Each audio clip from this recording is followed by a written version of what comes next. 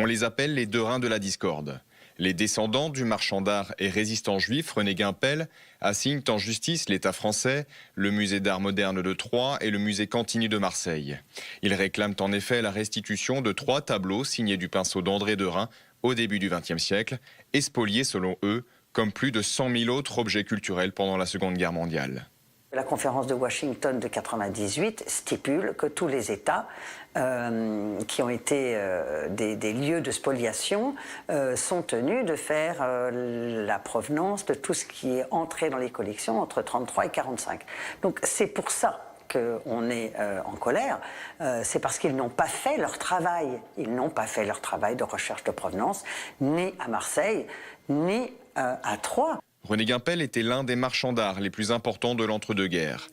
Il avait une galerie à New York, une à Londres et une à Paris. Quand la guerre arrive, les lois anti-juives l'empêchent d'exercer. Selon ses descendants, il aurait été forcé à vendre les œuvres qu'il possédait.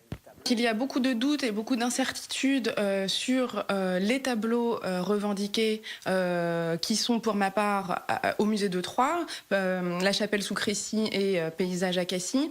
Beaucoup d'incertitudes sur l'identification de ces tableaux, mais également sur le parcours de ces tableaux, car on n'a pas réussi à établir véritablement le cheminement de ces tableaux et savoir s'ils étaient toujours dans le patrimoine de René Guimpel au début de la guerre.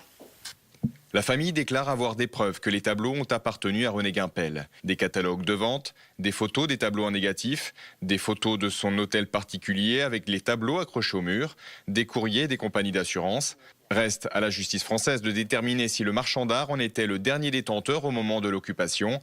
Réponse du tribunal de Paris le 29 août. De son côté, l'État a pris des mesures, en effet pour prévenir d'autres conflits du même type. Une mission de recherche et de restitution des biens culturels spoliés a vu le jour en avril dernier.